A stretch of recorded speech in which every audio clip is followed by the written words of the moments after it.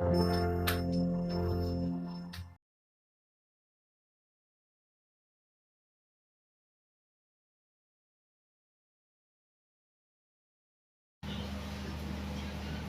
My creative and amazing learners and I hope so आप सभी बहुत अच्छे होंगे। आई विश कि आपकी स्टडी भी बहुत अच्छी चल रही होंगी।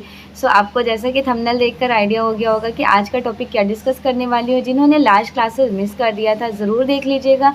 मेरे सेलेक्टेड और इम्पॉर्टेंट नोट्स थे यूजीसी नेट के लिए और all India fine arts competitive exams जो भी प्रिपरेशन कर रहे हैं। ठीक है, काफ़ी ज़्यादा important shorts and creamy layer वाले नोट्स हैं। पहला कि ये मूर्ति कला के बारे में हमेशा पूछा जाता है, मूर्तिकार के बारे में। तो मूर्तिकार कौन कौन से हैं, तो ज़्यादा नहीं 4 से 5 लाइन्स के पर्टिकुलर वन मूर्तिकार के इंपॉर्टेंट पेंटिंग्स, उनकी जितनी भी मूर्तियां हैं, मूर्तियों के साथ साथ सारी थ्योरीज मैंने एक्सप्लेन की थी लास्ट क्लास में 5 मूर्तिकार मैं शेयर की थी। देवप्रसाद रॉय चौधरी, रामकिंकर बैज, शांखो चौधरी, प्रदोष दास गुप्ता एंड चिंतामणिकर। ओके, सो आज के टॉपिक में मैं आपके साथ क्या क्या डिस्कस करने वाली। आज मैं 10 मूर्तिकार के बारे में डिस्कस करूंगी। तो ये सारे 10 मूर्तिकार को आप अच्छे से देखिएगा, इनके शॉर्ट नोट्स बना लिएगा और आपको पीडीएफ भी मिल जाएंगे ग्रुप में। तो देखिए कौन कौन सा इंपॉर्टेंट है मूर्तिकार में। तो मूर्तिकार में आपको ध्यान रखना है, सबसे पहले फर्स्ट ऑफ ऑल अभी तक मैंने जितने भी मूर्तिकार आपके साथ शेयर किए थे उसके बाद आप धनराज भगत का नाम याद रखिएगा। धनराज भगत क्रोनोलॉजिकल सीक्वेंस में मैं चल रही हूँ। देवप्रसाद रॉय चौधरी के बाद रामकिंकर बैज, देन प्रदोष दास गुप्ता, शांखो चौधरी, चिंतामणिकर। आज का टॉपिक है धनराज भगत। ठीक, उसके बाद आदियम देवी अरवाला, अमरनाथ सहगल, पेलो पुचकाने वाला के बाद मीरा मुखर्जी, उषा रानी हुजा, लल्लू नारायण शर्मा के बाद महेंद्र पांड्या है and the last one is Ajit Chakravarti. तो यहाँ तक मूर्तिकार मैं डिस्कस करूँगी विद डिटेल्ड। नेक्स्ट क्लास में पीवी जानकी रमन से रिलेटेड क्लासेस होंगी। तो आप अच्छे से इन सारे मूर्तिकार को देखिएगा 1 बाय 1 करके, बहुत ज़्यादा बड़े नहीं हैं। पर्टिकुलर वन मूर्तिकार के 5 से 6 लाइन्स में डिस्क्रिप्शंस हैं, उनके कहाँ बॉर्न हुआ, कब बॉर्न हुआ, किस माध्यम में उन्होंने वर्क किया है, उनका फेवरेट मीडियम क्या है, कौन कौन सी उनकी मूर्तियाँ बहुत ज़्यादा पॉपुलर हैं, कब उनको अवार्ड से अवॉर्डेड किया गया, दैट्स ऑल। क्योंकि एग्ज़ाम में बहुत ज़्यादा डिफ़िकल्ट चीज़ें नहीं पूछी जाती हैं, बस ये पूछा जाता है कि मूर्ति कला या फिर आर्टिस्ट में आपको पता होना चाहिए कब और कहाँ बॉर्न प्लेस रहा था, उनकी कौन कौन से फेमस आर्ट वर्क या फिर स्कल्पचर आर्ट हैं। Okay everyone, so let's start. Make sure कि आपको वीडियोस बहुत स्पेशल लगेंगी और बहुत ज़्यादा useful. After end of the class feedback देना बिल्कुल भी नहीं भूलिएगा। ओके, सो स्टार्ट करते हैं। आई थिंक आप लोगों ने लास्ट क्लासेस अटेंड कर ली होंगी। लास्ट क्लास में मैं मूर्तिकार देवप्रसाद रॉय चौधरी, रामकिंकर बैज, प्रदोष दास गुप्ता, शांखो चौधरी एंड चिंतामणिकर के बारे में डिटेल थ्योरीज एक्सप्लेन की थी। आज डिस्कस करूंगी धनराज भगत। एवरीडे 5 स्कल्पटर आर्टिस्ट, 5 मूर्तिकार से रिलेटेड आपको थ्योरी शेयर की जाएंगी। ये मेरे बहुत स्पेशली इंपॉर्टेंट नोट्स हैं, इन्हीं के थ्रू मेरा खुद का सिलेक्शन हुआ है। मैं अपने छोटे छोटे सारे इलेक्टिव को कवर करने के बाद अपने शॉर्ट नोट्स बनाई थी, तो वो सारे शॉर्ट नोट्स आपके साथ शेयर कर रही हूँ। स्क्रीन पर फर्स्ट लाइन है, आर्टिस्ट, स्कल्पचर आर्टिस्ट स्पेशली मूर्तिकार धनराज भगत, जिनका जन्म हुआ था 1917 ईस्वी में, लोकेटेड एरिया लाहौर। इन्होंने एजुकेशन ली थी Mayo college of arts and craft Lahore से। ये टीचर रहे थे दिल्ली में, एज ए टीचर इनरोल्ड होते हैं दिल्ली में। ज़्यादा से ज़्यादा किस मटेरियल्स में काम करते हैं, इनका माध्यम क्या होता है, मिक्स मीडिया में भी सबसे ज़्यादा इन्होंने कास्ट में काम किया था, कास्ट एज लाइक वुड में। दिल्ली शिल्पी चक्र के जन्मदाता, फाउंडर कहे जाते हैं। इनकी कुछ फेमस मूर्तियां हैं जैसे शिवर डांसिंग, कॉस्मिक मैन, सितार वादक, बांसुरी वादक, द किस, द किंग्स, मुनाक एंड ब्राइड। ये सारा मूर्ति बहुत ज़्यादा इंपॉर्टेंट है। इन्होंने सितार वादक सीमेंट में बनाए थे, बांसुरी वादक वेल्डेड कॉपर में, द किंग बनाए थे वुड एंड ब्रास नेल्स में। ब्राइड इनकी बहुत फेमस रही थी, ब्राइड भी कास्ट में है। Cosmic energy, I support the universe, horse and bull. Musical construction भी इनका बहुत ज़्यादा इंपॉर्टेंट है, काफ़ी बार एग्जाम में पूछा गया है। बुल भी पूछा गया है और आई सपोर्ट द यूनिवर्स। जितना भी स्क्रीन पे दिख रहा है बस सेलेक्टेड और इम्पॉर्टेंट मैंने कैप्चर किया है। Journey to physical from spiritual, घोड़े की नालबंदी इन्होंने पत्थर में बनाए थे, बुल कास्ट में बनाए हैं। बुल आपको राघव कन्हेरिया की भी ध्यान रखनी है, उन्होंने ब्रॉन्ज में बनाए थे। और इन्होंने किस में बनाए हैं, धनराज भगत ने। तो धनराज भगत का बुल है कास्ट में, राघव कन्हैया का बुल बनाया गया था ब्रॉन्ज में, और उसके साथ ही साथ बुल पेंटिंग है के एस कुलकर्णी की। ऑनली कंस्ट्रक्शन भी इनके द्वारा बनाई गई हैं। नेक्स्ट मूर्तिकार हैं सुब्रयालु धनपाल, जिनको एस धनपाल के नेम से भी जाना जाता है। सुब्रयालु धनपाल जिनका जन्म हुआ था 1919 में, 1919। तो ये आप बहुत अच्छे तरीके से याद कर सकते हैं। 1919 में क्या हुआ था? 1919 में कला भवन का इस्टेब्लिशमेंट होता है ना, तो जब कला भवन का इस्टेब्लिशमेंट शांति निकेतन में हुआ था 1919 में, उसी टाइम ड्यूरेशन में सुब्रयालु धनपाल पैदा हुए थे। जस्ट रिलेट कर लीजिए, ठीक है। उसके बाद अगला है, इनका जन्म चेन्नई में हुआ था। इनका माध्यम क्या क्या था, किस किस माध्यम में ये काम करते थे?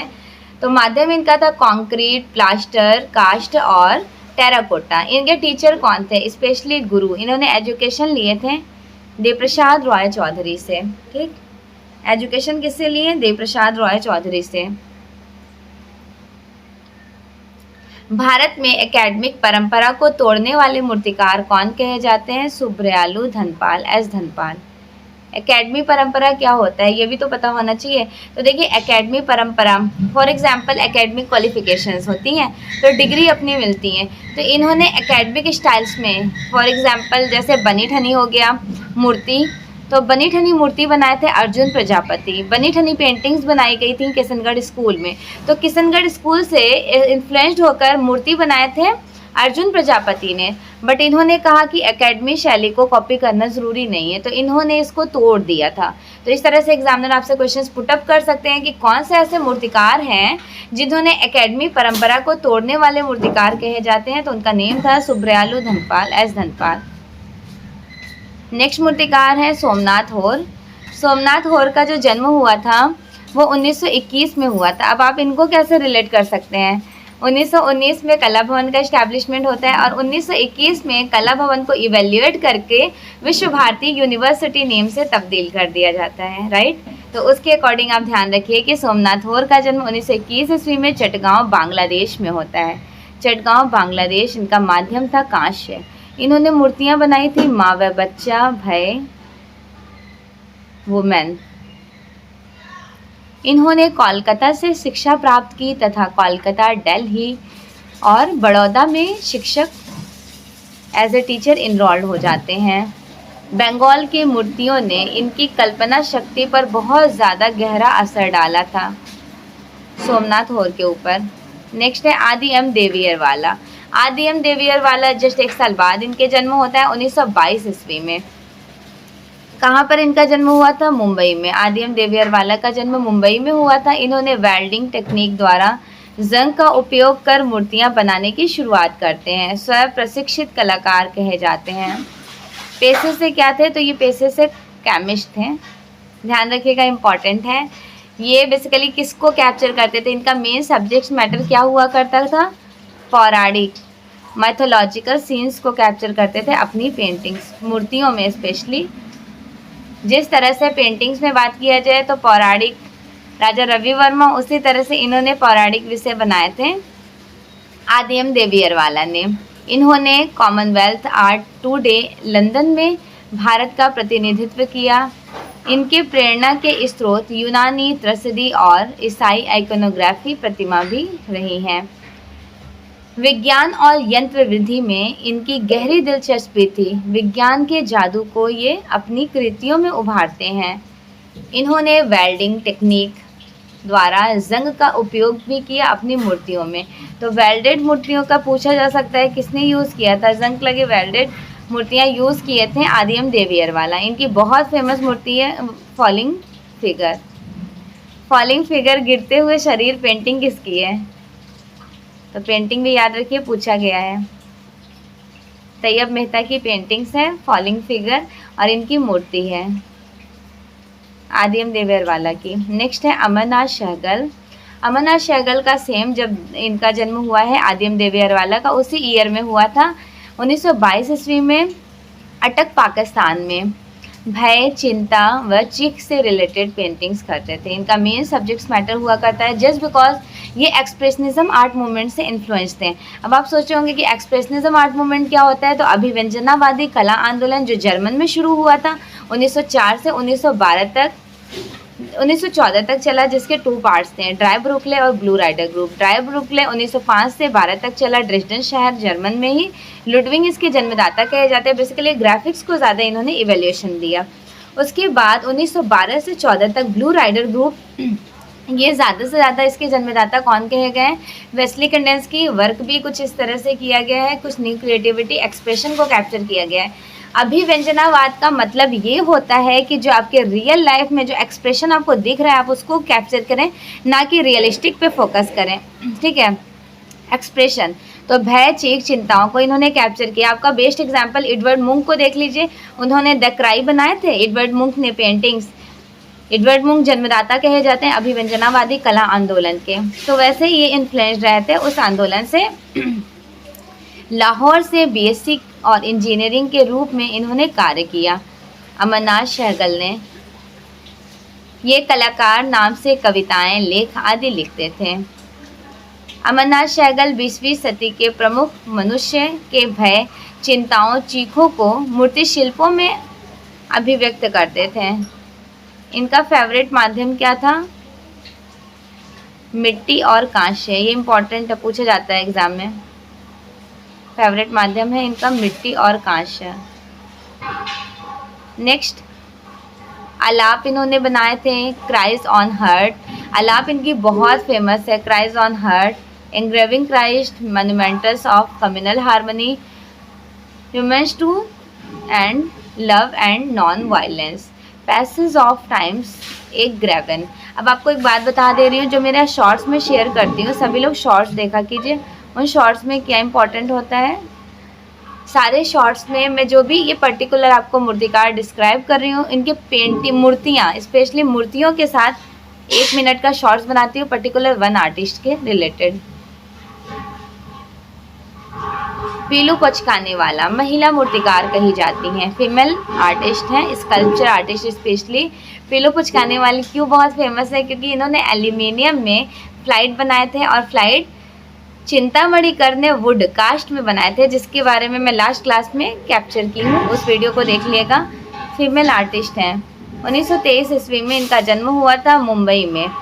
एल्यूमिनियम माध्यम में ये काम करते। इनके गुरु थे MJ पसारे, मुंबई से बिलोंग करते हैं। हेनरी मूर के झुके हुए आकारों से प्रभावित थी और प्रभाववादी मूर्ति शिल्प।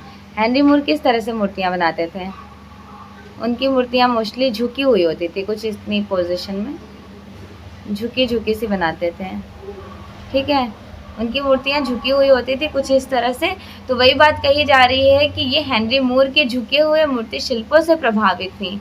आपको पता होना चाहिए कि प्रभाववादी क्या होता है। प्रभाववादी एक कला आंदोलन है जो यूरोप में शुरू हुआ था, फ्रांस में 1870 से 1890 तक इवेल्यूएट हुआ पेरिस, फ्रांस में। इसके जन्मदाता कहे जाते हैं क्लाउड मोनेट, ठीक है, क्लाउड मोने भी कहा जाता है, जन्मदाता है। बेसिकली इस टाइम ड्यूरेशन में impressionism as like same outdoor landscape को कैप्चर करते थे, और इन्होंने विग्योर को भी फॉलो किया।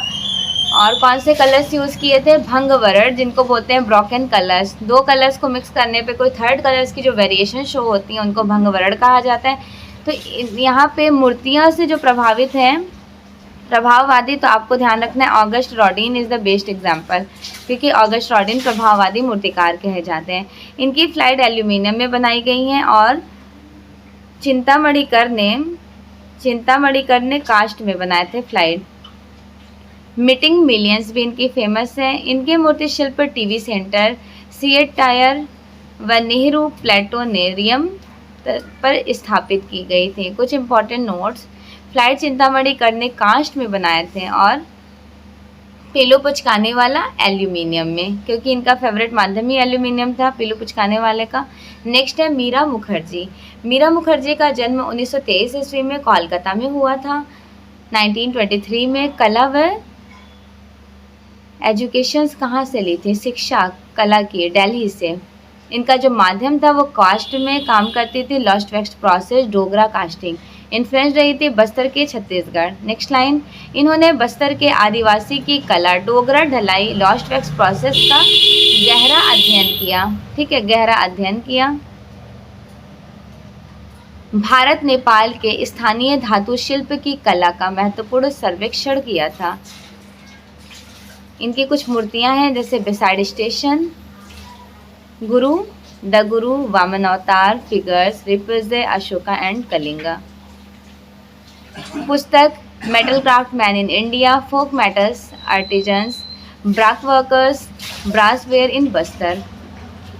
ये सारी बुक इनकी बहुत ज़्यादा इम्पॉर्टेंट है। जितनी भी आपको स्क्रीन पर बुक्स दिख रही हैं सारे इम्पॉर्टेंट बुक्स हैं और इम्पॉर्टेंट सेलेक्टेड मूर्तियाँ।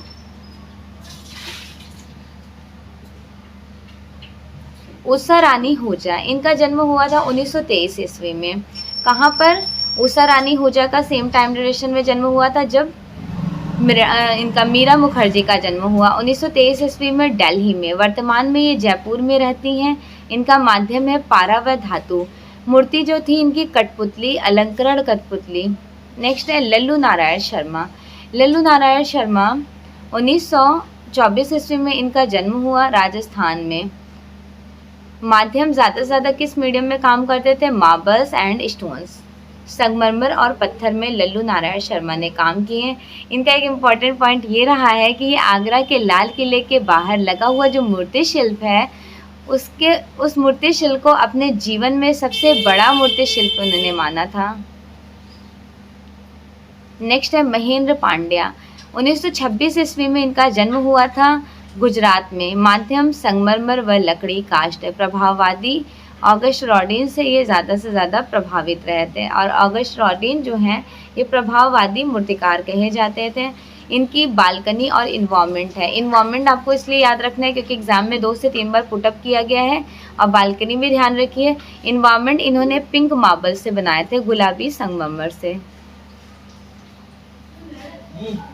अजित चक्रवर्ती। अजित चक्रवर्ती का जन्म हुआ था 1930 ईस्वी में चटगांव बांग्लादेश में। माध्यम इनका क्या था? पत्थर, प्रस्तर, लकड़ी, काष्ठ और टेराकोटा। अजित चक्रवर्ती जो थे वो मंदिर से प्रभावित थे। बड़ौदा में कला के ख्याता रह चुके हैं। PV Janaki Ram is a very important. इनके बारे में मैं नेक्स्ट क्लास में विद डिटेल एक्सप्लेन करूंगी एंड आई होप सो आपको ये वीडियोस बहुत यूज़फुल लगी होंगी। After end of the class feedback आप ज़रूर दीजिए। क्लासेस कैसी लगी, क्या क्या थॉट्स आपको क्लियर हुए, जो भी पॉइंट्स में कन्फ्यूज़न है आप कमेंट सेक्शन में कमेंट कर सकते हैं। एवरी स्टूडेंट का मैं कमेंट का रिप्लाई करूँगी। Okay, thank you so much. और अगर आप इसका प्लेलिस्ट देखना चाहते हैं तो विज़िट कीजिएगा समकालीन मूर्तिकार और चित्रकार। तो वहाँ पे आपको सारे contemporary sculpture artist and also artist दोनों मिल जाएंगे। तो इसका मैंने ऑलरेडी प्लेलिस्ट बना दी है, वहाँ पर विजिट कीजिए, अच्छे से सारे थ्योरीज अपने कंसेप्ट क्लियर कर लीजिए। Okay, thank you so much everyone and also best wishes for your exam.